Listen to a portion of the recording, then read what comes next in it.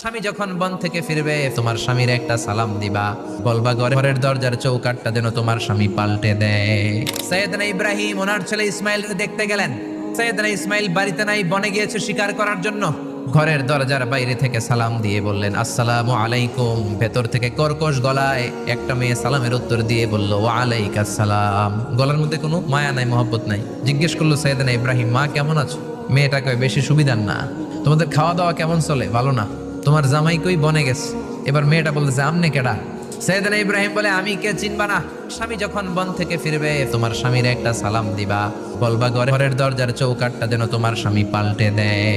এই কথা বলে ইব্রাহিম চলে গেলেন। ইসমাইল আসার পরে বিবি বলতে আরম্ভ করছে, দুপুরবেলা একটা বুড়া আইছিল। বুড়া সৈয়দনা ইসমাইল বলে কোন বুড়া আসছে? কি বলছে? বিবি বলে আপনারে সালাম বলছে, ওয়ালাইকুমুস সালাম। আর কি বলেছে? আর বলছে ঘরের দরজার চৌকাঠ যেন আপনি পাল্টে ফেলেন। এই কথা বলার পরে সৈয়দনা ইসমাইল চিৎকার দিয়ে বলে ও কি করলি তুই? নিজের কপাল পড়লি, নিজের কপালে নিজে কুড়াল মারলি। নবী বুঝে নবীর সিগনাল, ঠিক কি না? দেখে বললে এটা বুড়া না, এটা তোর শ্বশুর। এইটা আমার বাবা ইব্রাহিম খলিল। আমার বাবা যা বলেছে, সিগন্যালটা তো গ্রিন সিগন্যাল না, এটা তো রেড সিগন্যাল। আমার বাবা যা বলেছে এর মানে হলো তোরে যেন আমি তালাক দেই। আই ডিভোর্সড ইউ, তোরে তালাক দিয়ে দিলাম। তালাক দিয়ে দিলেন বিবিকে। আরেকটা বংশীয় নেককার মেয়েকে বিয়ে করলেন। 3 বছর পর সৈয়দনা ইব্রাহিম আবার বেড়াতে আসলেন। আজকেও সৈয়দনা ইসমাইল বাসায় নাই। সৈয়দনা ইব্রাহিম সালাম দিলেন আসসালামু আলাইক। এবার জাদুমাখা কণ্ঠে, কুকিল কণ্ঠে, মোলায়েম কণ্ঠে একটা মেয়ে ঘরের ভেতর থেকে বলে ওয়া আলাইকুমুস সালাম। সৈয়দনা ইব্রাহিম বললেন কাইফা হালুকি ইয়া উম্মি, মা কেমন আছো বলো বলো। মেয়েটা বলে আলহামদুলিল্লাহি আলা কুল্লি হাল, সব অবস্থায় আলহামদুলিল্লাহ। সংসার কেমন চলে? কয় খুব ভালো। খাওয়া দাওয়ার অবস্থা কি? কয় আরো ভালো। এবার মেয়েটা বলে কে আপনি?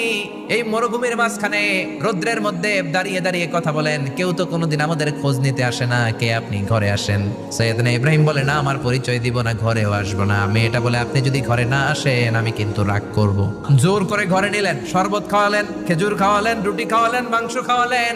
সৈয়দনা ইব্রাহিমও চোখের পানি ছেড়ে দোয়া করলেন। সৈয়দনা ইব্রাহিম মাথায় হাত বুলিয়ে দিয়ে দোয়া করলেন আর বললেন ইদা জা যাওজুক মিনাল গাবা, তোমার স্বামী যখন বন থেকে ফিরে আসবে ফাকরাই আলাইহিস সালাম, তোমার স্বামীর একটা সালাম দিবা, বলবা ঘরের দরজার নতুন চৌকাঠ যেন জীবনেও না পাল্টায়। চলে গেলেন। ইসমাইল আসলেন। বিবি বলল নুরানি চেহারার এক আল্লাহর ওলির মতো মুরব্বী লোক আসছিল। মুরব্বী আসছে শুনে ইসমাইল তো ভয় পেয়ে গেলেন। কিরে, আগে তো একটা ঘটনা ঘটছে, ঠিক কিনা? কেমন আচরণ করেছিস বল। বিবি বলে আপনি ভয় পাবেন না, আমি খুব ভালো আচরণ করেছি, আপ্যায়ন করেছি। তিনিও খুশি হয়ে আমার মাথায় হাত বুলিয়ে দোয়া করে দিয়েছেন আর বলেছেন ঘরের দরজার নতুন চৌকাঠ যেন জীবনেও আপনি না পাল্টান। সুবহানাল্লাহ।